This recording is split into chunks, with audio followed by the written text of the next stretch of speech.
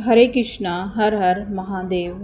पूर्णिमा व्रत कथा। द्वापर युग में एक समय की बात है कि यशोदा जी ने कृष्ण से कहा कि कृष्ण, तुम सारे संसार के उत्पन्न करता, पोषण तथा उसके संहार करता हो। आज कोई ऐसा व्रत मुझसे कहो जिसके करने से मृत्युलोक में स्त्रियों को विधवा होने का भय न रहे तथा यह व्रत सभी मनुष्यों की मनोकामना पूर्ण करने वाला हो। श्री कृष्ण कहने लगे, माता, तुमने अति सुंदर प्रश्न किया है। तुमसे ऐसे व्रत को सविस्तार कहता हूँ। सौभाग्य की प्राप्ति के लिए स्त्रियों को अर्थात 32 पूर्णिमाओं का व्रत करना चाहिए। इस व्रत को करने से स्त्रियों को सौभाग्य संपत्ति मिलती है। यह व्रत अचल सौभाग्य को देने वाला है और भगवान शंकर के प्रति मनुष्य मात्र की भक्ति को बढ़ाने वाला है। यशोदा जी कहने लगी कि हे कृष्ण, सर्वप्रथम इस व्रत को मृत्युलोक से किसने किया था, विस्तार से समझाइए। श्री कृष्ण जी कहने लगे कि इस भूमंडल पर एक अत्यंत प्रसिद्ध राजा चंद्रहास से पालित अनेक प्रकार के रत्नों से परिपूर्ण कार्तिक नाम की एक नगरी थी। वहाँ धनेश्वर नाम का एक ब्राह्मण रहता था। उसकी स्त्री अति सुशील रूपवती थी। दोनों ही उस नगरी में बड़े प्रेम के साथ रहते थे। घर में धन धान्य आदि की कोई कमी नहीं थी। उनको एक बड़ा दुख था, उनके कोई संतान नहीं थी, जिस वजह से वह बहुत दुखी रहती थी। एक दिन एक बड़ा तपस्वी योगी उस नगरी में आया।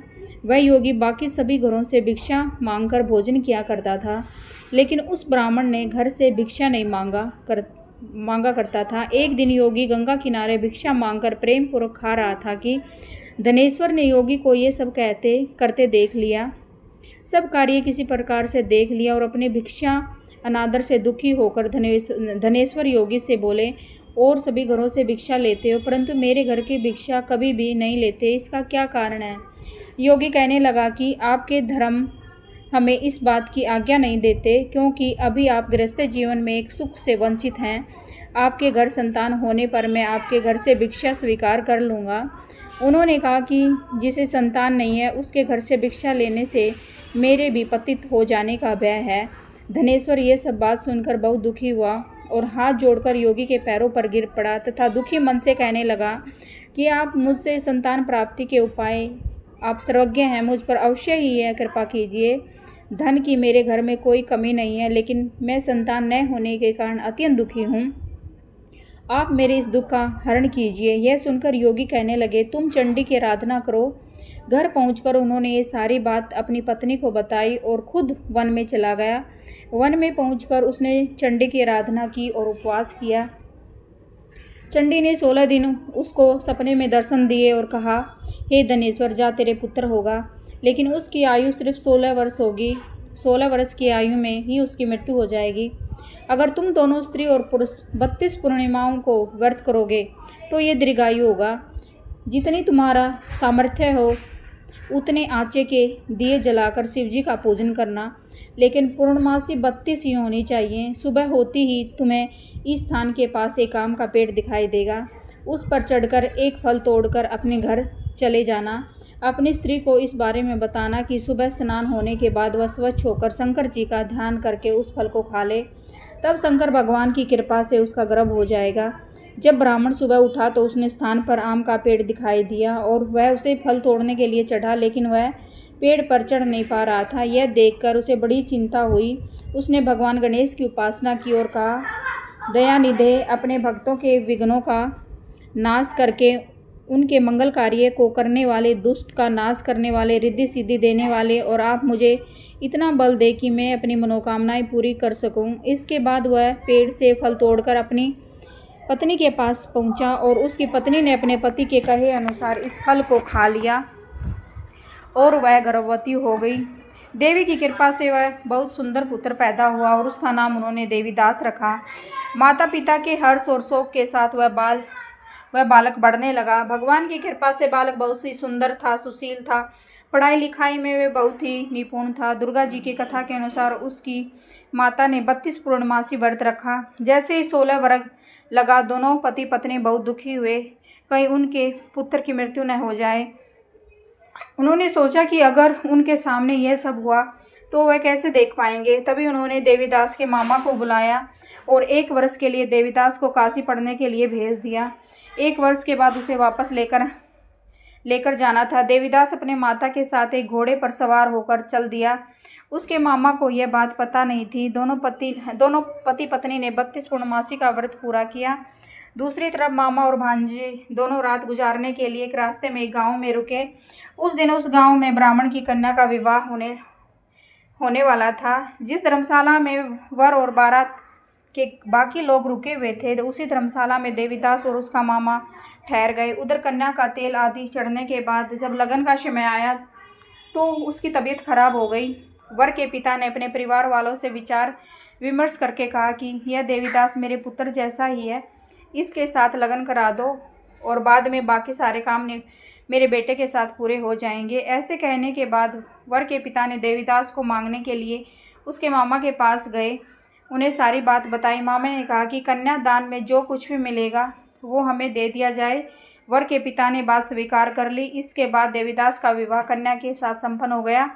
इसके बाद वह अपनी पत्नी के साथ भोजन न कर सका और मन में विचार करने लगा कि न जाने यह किसकी पत्नी होगी।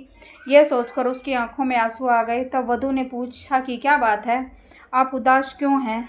तब उसने सारी बातें पत्नी को बता दी। तब कन्या कहने लगी, यह बर्मा विवाद के विपरीत है। आप ही मेरे पति हैं, मैं आपकी ही पत्नी रहूँगी, किसी अन्य के साथ कभी नहीं जाऊँगी। तब देवीदास ने कहा, ऐसा मत करिए, क्योंकि मेरी आयु बहुत कम है, मेरे बात आपका क्या होगा? लेकिन उसकी पत्नी नहीं मानी, बोली, स्वामी आप भोजन कीजिए। दोनों रात में सोने के लिए चले गए। सुबह देवीदास ने पत्नी को चार नगों से जुड़ी एक अंगूठी दी और एक रुमाल दिया और बोला कि हे प्रिय, इसे लो और संकेत समझकर स्थित चित हो जाओ।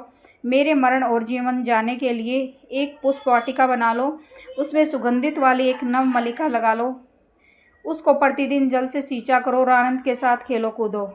जिस समय और जिस दिन मेरा प्राण होगा उस दिन यह फूल सूख जाएगा। जब ये फिर से हरे हो जाएंगे तो जान लेना मैं जीवित हूँ। यह समझकर वह वहाँ से चला गया। इसके बाद जब वर और बाकी बाराती मंडप में आए तो कन्या ने उसे देखकर कहा कि यह मेरा पति नहीं है, मेरे पति वह है जिनके साथ रात में विवाद हुआ और इसके साथ मेरा विवाह नहीं हुआ। अगर यह वही है तो ये बताए कि मैंने इसको क्या दिया है, साथ ही कन्यादान के समय कोई आभूषण मिले उन्हें दिखाएं। कन्या की ये सारी बातें सुनकर वह कहने लगा कि मैं ये सब नहीं जानता। इसके बाद सारी बारात अपमानित होकर लौट गई। भगवान श्री कृष्ण बोले, हे माता, इस प्रकार देवीदास काशी चला गया और कुछ समय बीत गया तो एक सर्प उसको डसने के लिए वहां आया, लेकिन वह उसको काट नहीं पाया, क्योंकि उसकी माता ने पहले 32 पूर्णिमा का व्रत कर लिए थे और इसके बाद खुद काल वहां पहुंचा। भगवान की कृपा से तभी वहां माता पार्वती भगवान गणेश आ गए। देवीदास को मूर्छित दशा में देखकर माता पार्वती ने भगवान शिव से प्रार्थना की, हे महाराज, इस बालक की माता ने पहले 32 पूर्णिमा के व्रत कर लिए हैं, आप इसको प्राण दे दो। भगवान शिव ने माता पार्वती के कहने पर उसे प्राण दान दे दिया। उधर उसकी पत्नी उसके काल की प्रतीक्षा कर रही थी। उसकी पत्नी ने जाकर देखा कि पुष्प पत्र दोनों ही नहीं हैं, तो उसका बहुत आश्चर्य हुआ और जब उसने देखा कि पुष्प वाटिका फिर से हरी हो गई है तो वो समझ गई उसका पति जिंदा है। इसके बाद वह बहुत ही प्रसन्न होकर अपने पिता से कहने लगी कि मेरे पति जीवित हैं, उनको ढूंढिए। जब 16 वर्ष व्यतीत हो गए तो देवीदास भी अपने मामा के साथ काशी चल दिया। इधर उसकी पत्नी के परिवार वाले उन्हें ढूंढने के लिए जा ही रहे थे कि उन्होंने देखा कि देवीदास और उसका मामा उधर ही आ रहे हैं। उसको देखकर उनके ससुर बहुत ही प्रसन्न हुए, उसे अपने घर ले आए। वहाँ सारा नगर इकट्ठा हो गया। कन्या ने भी उसे पहचान लिया। देवीदास ने इसके बाद अपनी पत्नी और मामा को लेकर वहाँ से चल दिया। उसके ससुर ने भी उसे बहुत धन दहेज दिया। जब वह अपने घर की तरफ चल रहा था तो उसके माता पिता को लोगों ने खबर कर दी कि तुम्हारे पुत्र देवीदास अपनी पत्नी और मामा के साथ आ रहा है। ऐसे समाचार सुनकर पहले तो उन्हें विश्वास नहीं हुआ, लेकिन जब देवीदास आया तो उसने अपने माता पिता के पैर छुए और देवीदास के माता पिता ने उनका माथा चूमा। दोनों को ही अपने सीने से लगा लिया। दोनों के आने की खुशी में धनेश्वर ने बहुत दान दक्षिणा ब्राह्मणों की दी। श्री कृष्ण कहते हैं कि इस तरह धनेश्वर को 32 पूर्णिमा को व्रत के प्रभाव से संतान प्राप्त हुई।